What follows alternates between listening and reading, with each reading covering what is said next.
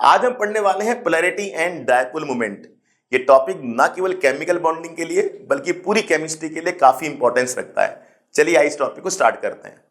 हमारे सामने दो एग्जांपल है H2HCl। दोनों एग्जांपल में दो एटम के बीच में सिंगल बॉन्ड है। हम सब जानते हैं दो इलेक्ट्रॉन से सिंगल बॉन्ड बनता है। इन दो इलेक्ट्रॉन को हम क्या बोलते हैं? Shared pair of electron.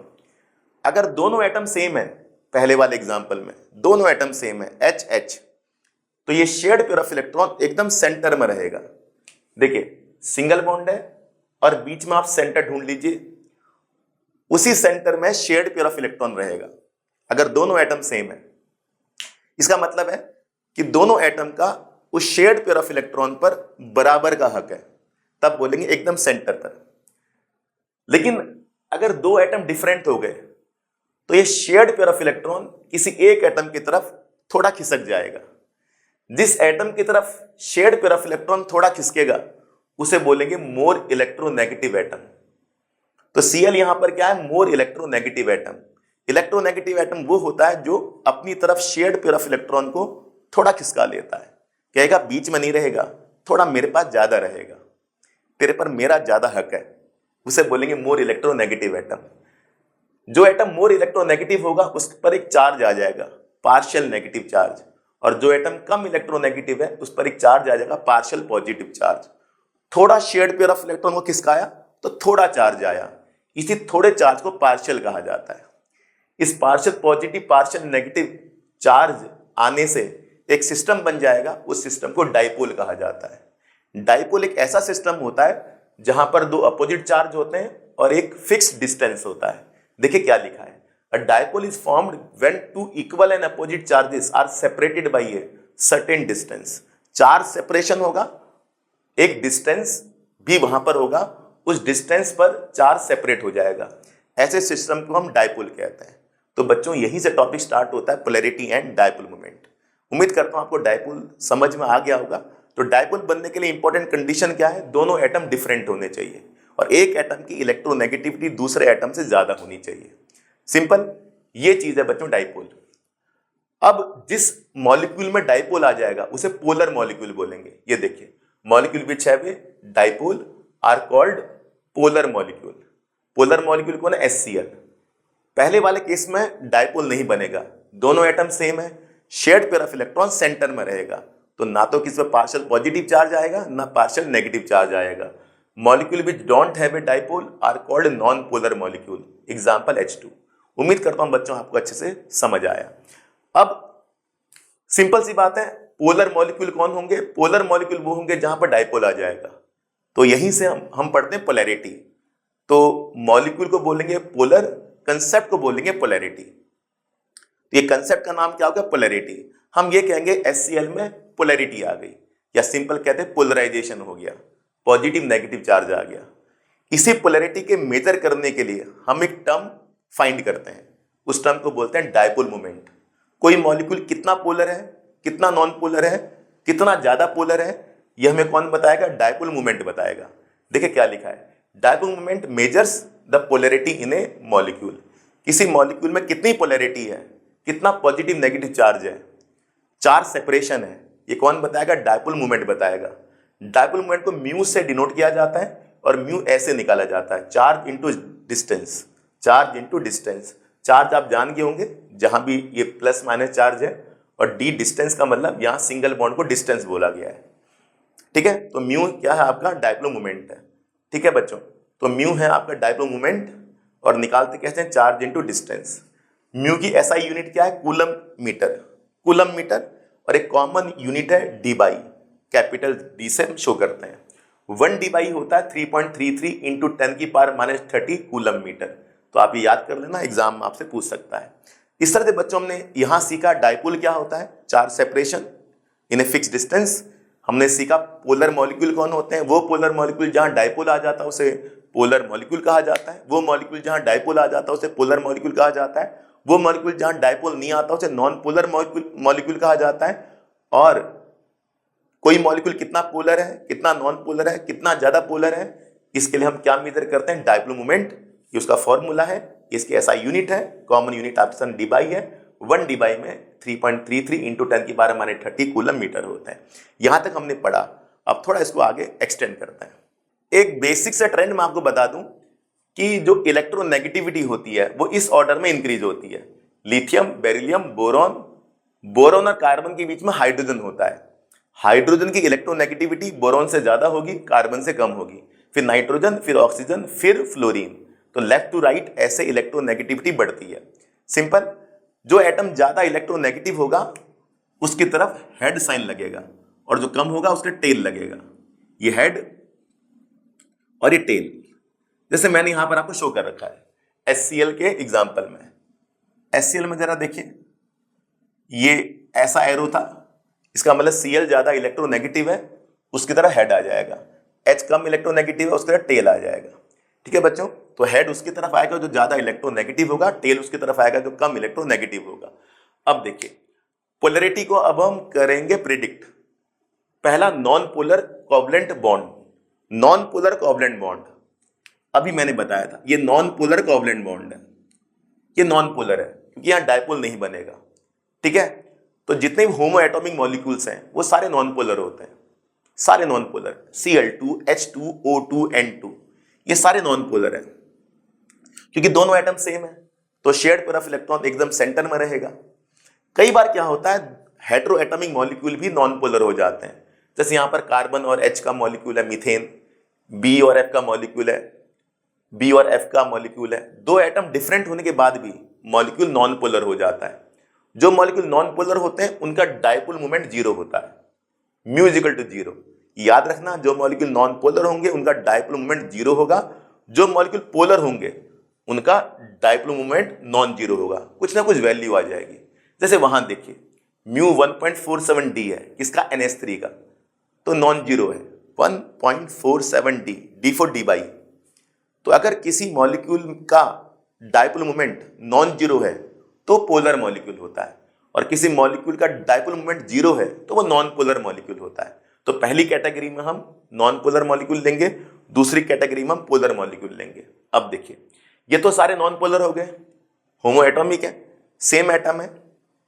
ये हेटेरो एटॉमिक है, डिफरेंट एटम होने के बाद भी इनका डायपोल मोमेंट जीरो है। क्यों जीरो है, यही हमें सीखना है। देखिए BF2 structure linear, carbon dioxide structure linear, दोनों एग्जांपल एक जैसे ही हैं। अब क्या होगा, हमने बॉन्ड मूवमेंट बनाना है, हेड टेल बनाना है। वो देखिए जरा, बेरिलियम F, बेरिलियम की तरफ टेल आएगा, F की तरफ हेड आएगा।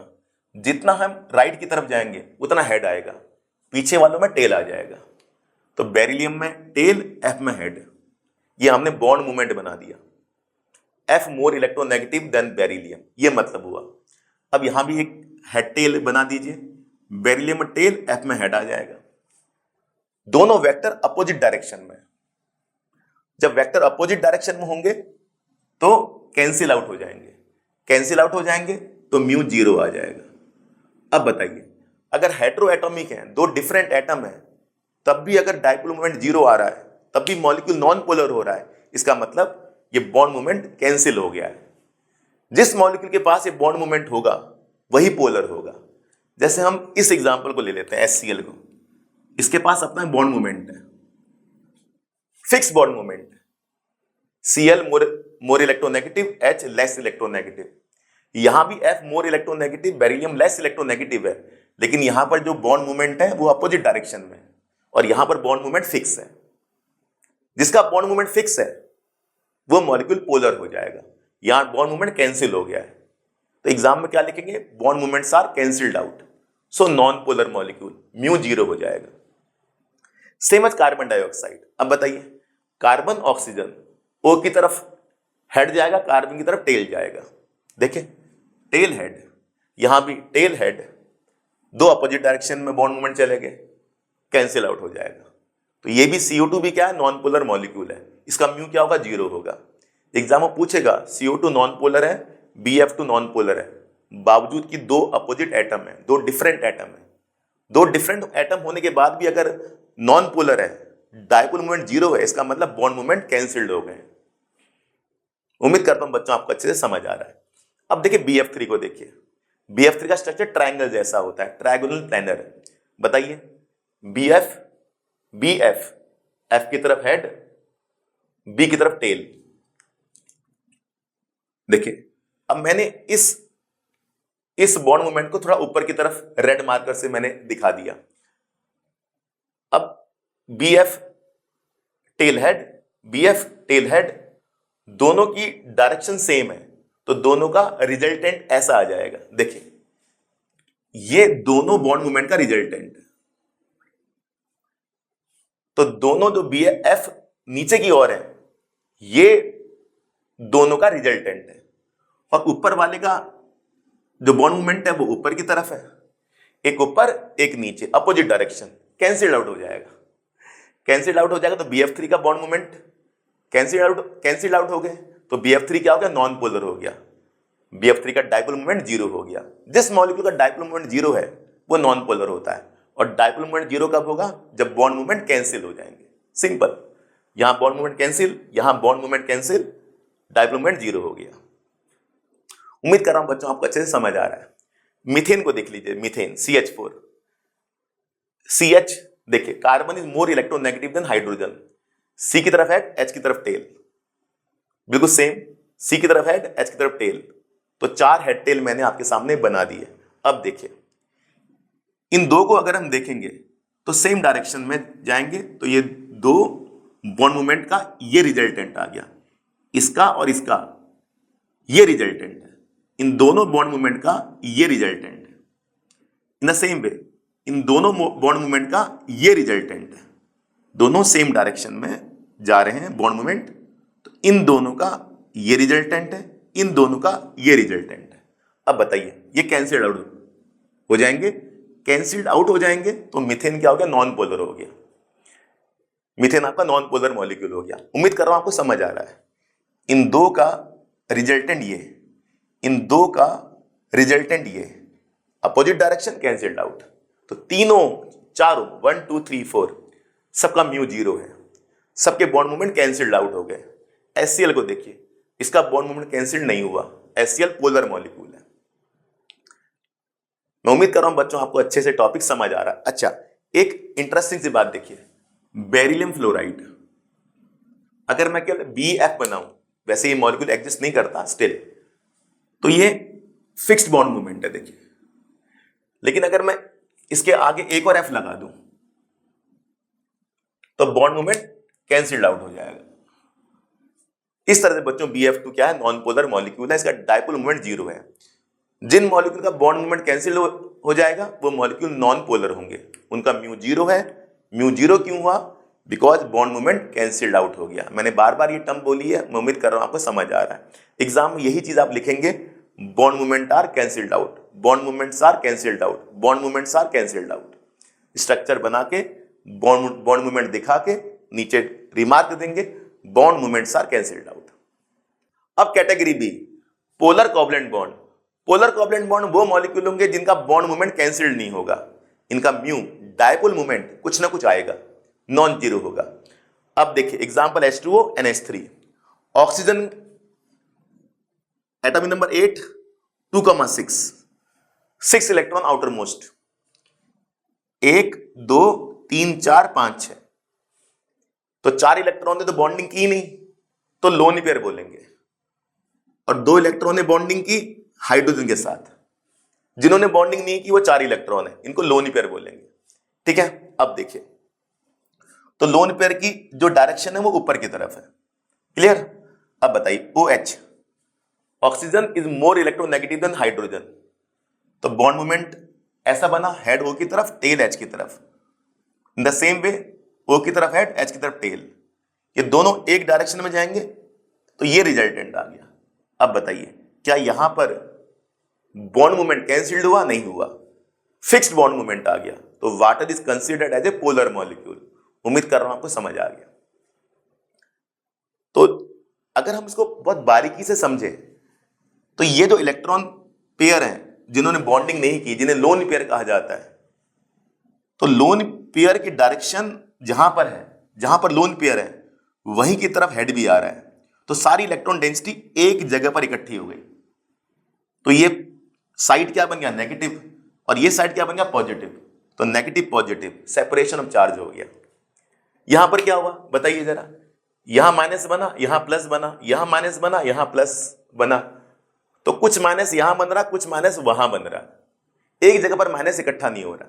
यहां देखिए जहां पर लोन पेयर ऑफ इलेक्ट्रॉन है वहां इलेक्ट्रॉन की डेंसिटी हाई होगी, और O पर भी क्या आ गया, हेड आ गया। जिस एटम की तरफ हेड आया वहां की तरफ इलेक्ट्रॉन ज्यादा होंगे, डेंसिटी ज्यादा होगी, और लोन पेयर भी यहीं पर है, तो इस एटम में ज्यादा इलेक्ट्रॉन की डेंसिटी आ गई, नेगेटिव, नीचे वाला पॉजिटिव, सेपरेशन ऑफ चार्ज हो गया इन ए फिक्स्ड डिस्टेंस। ये मॉलिक्यूल पोलर है। बाकी आप रिजल्टेंट से टीचर को समझा सकते हैं कि भैया बॉन्ड मूवमेंट इधर, बॉन्ड मूवमेंट इधर, दोनों तरफ हेड, ये आपका रिजल्टेंट आ गया। जिस मॉलिक्यूल के पास फिक्स बॉन्ड मूवमेंट होगा वो मॉलिक्यूल पोलर होगा, उसका डायपोल मूवमेंट कुछ ना कुछ आएगा, यानी कि जीरो नहीं आएगा, कुछ ना कुछ आएगा। सेम एज देखिए NH3, जिसका स्ट्रक्चर होता है वो पिरामिडल होता है, कुछ ऐसा। ठीक है, स्ट्रक्चर आपको याद होंगे करने, एक वीडियो में आपके सारे मॉलिक्यूल के स्ट्रक्चर हैं, कैसे देखे जाते हैं वहां पर मेंशन है। ऐसा स्ट्रक्चर बनाना आपने NH3 का, ऐसा नहीं बनाना ट्राइंगल जैसा, इसे पिरामिडल स्ट्रक्चर कहते हैं। बताइए NH NH NH, N is more electronegative than H, N की तरफ हेड, H की तरफ टेल। अब बताइए क्या होगा, एक हेड टेल, दूसरा हेड टेल, तीसरा हेड टेल, तीनों की डायरेक्शन एक ही जगह पर जा रही है, तो ये रिजल्टेंट आ गया जो मैंने ब्लू मार्कर से शो कर रखा है, तीनों की डायरेक्शन एक तरफ है, और लोन पेयर भी आपका वहीं पर है, तो यहीं पर इलेक्ट्रॉन डेंसिटी इकट्ठा हो गई है, तो सारा माइनस चार्ज इस एटम पर आ गया, नीचे प्लस आ गया। Separation charge in a fixed distance is called dipole, और जहां डायपोल आ गया वहां डायपोल मोमेंट आ गया। सिंपल बात है बच्चों, दोनों मॉलिक्यूल है पोलर कोवैलेंट बॉन्ड, यानी कि दोनों मॉलिक्यूल पोलर है, और ये सारे नॉन पोलर है। जिनका म्यू जीरो वो नॉन पोलर, जिनका म्यू कुछ ना कुछ आएगा वो पोलर, जिनका बॉन्ड मूवमेंट कैंसिल हो गया वो नॉन पोलर, जिनका बॉन्ड मूवमेंट कुछ ना कुछ होगा वो पोलर होंगे। ठीक है, इंटरेस्टिंग केस है NH3 वर्सेस NF3। देखिए जरा, दोनों में N आपका सेंटर एटम है, NN HHH FFF। बताइए, जो मैंने ब्लू मार्कर दिखा रखा है वो लोन पेयर की डायरेक्शन है, जो मैंने रेड मार्कर दिखा रखा है वो बॉन्ड मूवमेंट की डायरेक्शन है, दोनों की डायरेक्शन एक ही है। वहां देखिए जरा, जो मार्कर ब्लू है वो लोन पेयर की डायरेक्शन है, जो मार्कर रेड है वो बॉन्ड मूवमेंट की डायरेक्शन है। F is more electronegative than H, F की तरफ हेड, F की तरफ हेड, F की तरफ हेड, तीनों की डायरेक्शन एक जैसी, बॉन्ड मूवमेंट नीचे की ओर आ रहे हैं, तो ये रिजल्टेंट आ गया। ये लोन पेयर है, दोनों अपोजिट डायरेक्शन में, यानी कि यहां भी माइनस इकट्ठा हो रहा है, वहां भी माइनस इकट्ठा हो रहा है, और यहां पर सारा माइनस एक ही एटम पर इकट्ठा हो रहा है। देखिए head head head lone pair, तो सारा माइनस सेंटर ये बन जाएगा, प्लस सेंटर ये बन जाएंगे, डायपोल बन गया। वहां डायपोल बनने में परेशानी होगी। दोनों की म्यू की वैल्यू ये शो कर रही है कि वो ज्यादा पोलर है, वो कम पोलर है। तो बताइए कौन ज्यादा पोलर, NH3 या फिर NF3? NH3 is more polar than NF3। क्या लिखा हुआ है, directions of bond movement and lone pair are same. जो बॉन्ड मूवमेंट की डायरेक्शन है, जो लोन पेयर की डायरेक्शन है वो सेम है, दोनों ऊपर की तरफ। Directions of bond movements and lone pair are different, are opposite. यहां पर आप लिख सकते हैं अपोजिट। बॉन्ड मूवमेंट की डायरेक्शन लोन पेयर की डायरेक्शन अपोजिट है, इसलिए वो कम पोलर है, वो ज्यादा पोलर है। देखिए वैल्यू देख लीजिए, 0.24 D 1.470, which is more polar, NH3 is more polar than NF3। Concept आपका हो गया NH3 वर्सेस NF3 का। इंपॉर्टेंस ऑफ डायपोल मूवमेंट, तीन बातें हमें डायपोल मूवमेंट से पता चलती हैं। पहला, structure of molecule, polarity of molecule and character of bond. Ionic bond या कोवैलेंट बॉन्ड है, जितना ज्यादा डायपोल मूवमेंट होगा उतना ज्यादा बॉन्ड आयनिक होगा, प्लस माइनस चार्ज होगा। और सिंपल बात यहां पर लिखा है पोलैरिटी, डायपोल मूवमेंट जीरो से ज्यादा होगा तो मॉलिक्यूल पोलर होगा, जीरो होगा तो नॉन पोलर होगा। अच्छा, पोलर नॉन पोलर से क्या फर्क पड़ता है, ये सबको पता होना चाहिए 10th क्लास में, कि पोलर मॉलिक्यूल वाटर में सॉल्युबल होते हैं और non polar molecule kerosene petrol में सॉल्युबल होते हैं। सॉल्युबिलिटी का कंसेप्ट है, हम पढ़ते रहेंगे इसे आगे। स्ट्रक्चर ऑफ मॉलिक्यूल, मॉलिक्यूल का स्ट्रक्चर का पता चल जाता है, ये लीनियर स्ट्रक्चर है, ये ट्रायगोनल स्ट्रक्चर है, ये टेट्राहेड्रल स्ट्रक्चर है, हमें स्ट्रक्चर का पता लग जाता है। ये बेंट वी स्ट्रक्चर है, ठीक है, तो 3 बातें हमें डायपोल मोमेंट से पता चल जाती हैं। उम्मीद कर रहा हूं बच्चों ये टॉपिक अच्छे से आपको समझ आया। Thanks for watching this.